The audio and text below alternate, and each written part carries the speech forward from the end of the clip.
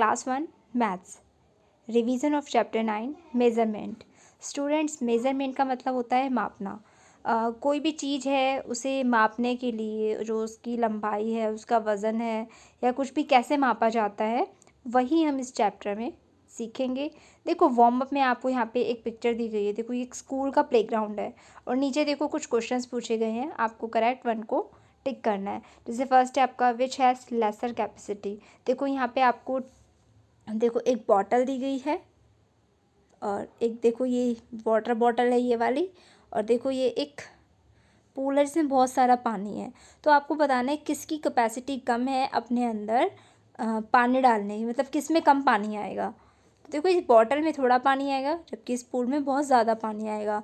तो कम कैपेसिटी हुई इस बॉटल की, तो आप बॉटल को टिक करोगे। सेकेंड ने पूछा गया आपसे विच इज़ हैवियर। देखो यहाँ पे एक साइकिल की पिक्चर है और एक बस की है। आपको बताना है इन दोनों में से कौन सी हैवी है, यानी कौन सी भारी है, किसका वज़न ज़्यादा है।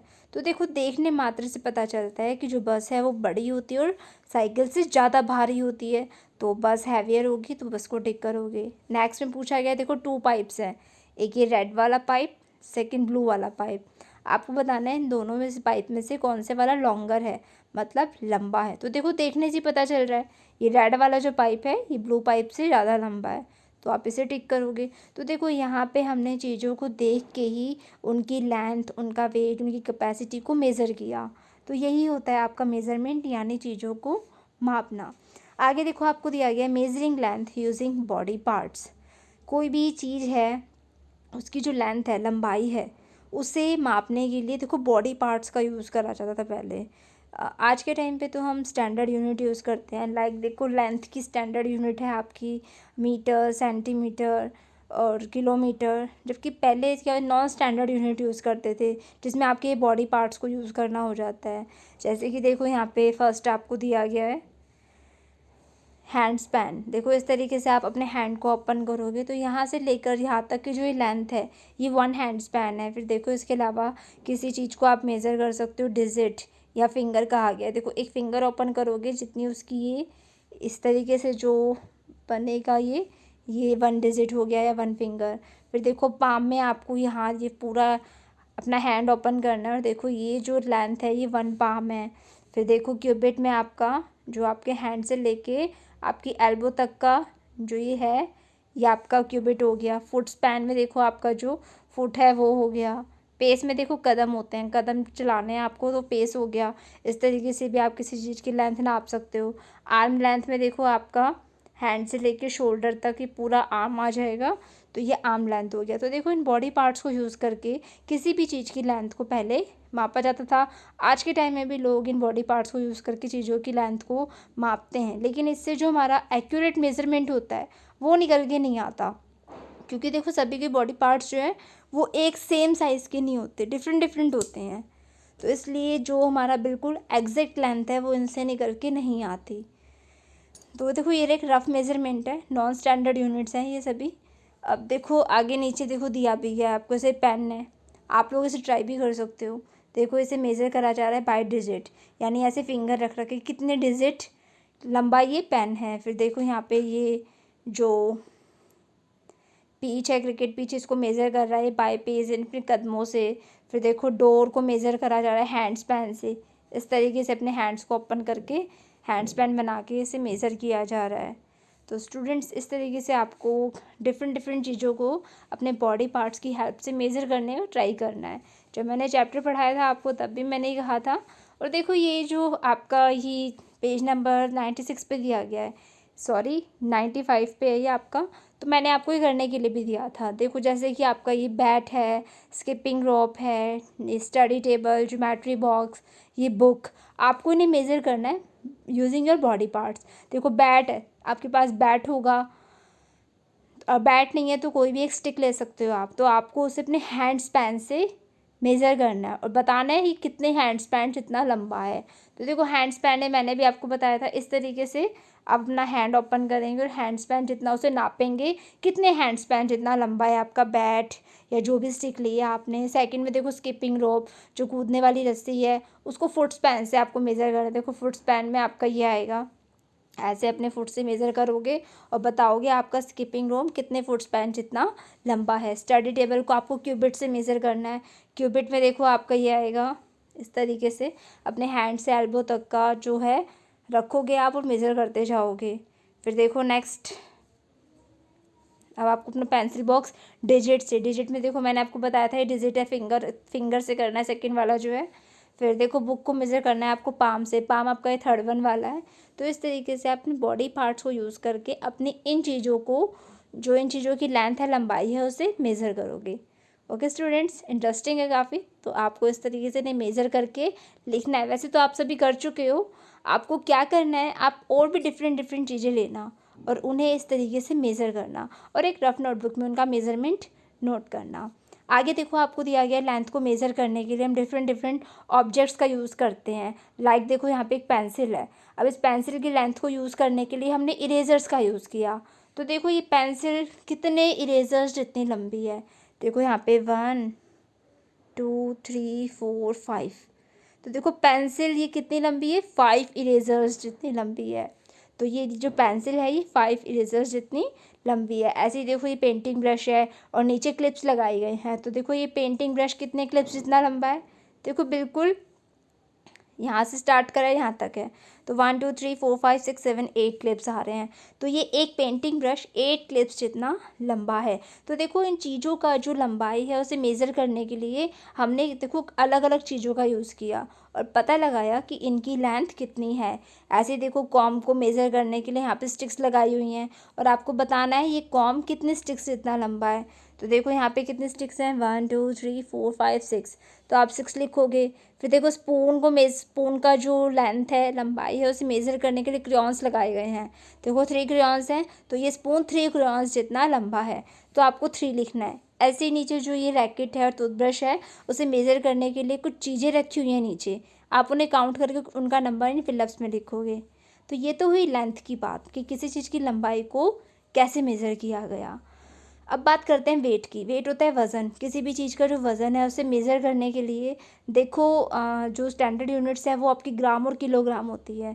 आप कोई भी देखा होगा आपने शॉप पे कुछ भी सामान खरीदने जाते हो या वेजिटेबल्स खरीदते हो तो किलोग्राम ग्राम में उनका वज़न मापा जाता है, फिर आप उसे खरीदते हो। तो देखो यहाँ पे आपको जो स्टैंडर्ड यूनिट्स हैं उनके बारे में नहीं बताया गया है, बस आपको ये बताया गया है देखो सिर्फ जस्ट आप देख के बता सकते हो कौन सी चीज़ भारी है कौन सी हल्की है। जैसे देखो यहाँ पे आपको टू एनिमल्स दिए गए हैं, आपको क्या करना है, जो एनिमल हैवियर है, भारी है, उसमें ब्राउन कलर करना है और जो लाइटर है, हल्का है, उसमें येलो करना है। तो देखो ये डॉग है और एलिफेंट है, तो देखने से मालूम चल रहा है डॉग एलिफेंट से हल्का है, डॉग का वज़न एलिफेंट से कम है और एलिफेंट का ज़्यादा है। तो एलिफेंट हैवियर हुआ तो आप ब्राउन करोगे, डॉग आपका लाइटर हुआ तो आप इसमें येलो करोगे। अब देखो आपको दिया गया यूजिंग अ बैलेंस। बैलेंस होता है आपका तराजू, आपने शॉप्स पे या सब्जी वाले के पास इसे देखा भी होगा। तो देखो इसमें क्या होता है, बैलेंस में हम क्या करते हैं, इसका यूज़ करते हैं किसी भी चीज़ का जो वज़न है, वेट है, उसे मेज़र करने के लिए। इसमें देखो 2 पैन्स होते हैं, देखो ये दोनों इसके पैन्स हैं और बीच में देखो ये एक पिन होती है। तो यहाँ पे देखो कैसे मतलब कैसे मेज़र किया गया है। देखो यहाँ पे ऊपर दिया भी गया आपको एक ये वाटरमेलन है इस पैन पे और सेकंड पैन पे देखो आपके मैंगोज़ हैं। कितने मैंगोज़ हैं, 1 2 3 4 5 मैंगोज़। अब देखो ये दोनों पैन्स बिल्कुल इक्वल आ रहे हैं आपके। तो देखो जो 1 वाटरमेलन का वेट है वो 5 मैंगोज़ के वेट के बराबर है। तो देखो यहाँ पे एक और चीज़ आपको बताई गई है, जैसे ऊपर देखो एक यहाँ पे देखो ये बैग है और इधर देखो ये एक नोटबुक है। अब देखो जो ये बैग वाला पेन है, जो ये बैग रखा है जिस पेन पे, ये नीचे को है, बिल्कुल डाउन हो रहा है। और देखो ये जो बीच में ये निडल है, सुई है, ये इस तरफ जा रही है। और जो ये नोटबुक वाला पेन है ये अप हो रहा है, ऊपर को हो रहा है। तो देखो जिस पेन पे ज़्यादा वज़न होगा वो नीचे को आ जाएगा, डाउन हो जाएगा, और जिस पे कम वज़न होगा वो ऊपर को हो जाएगा।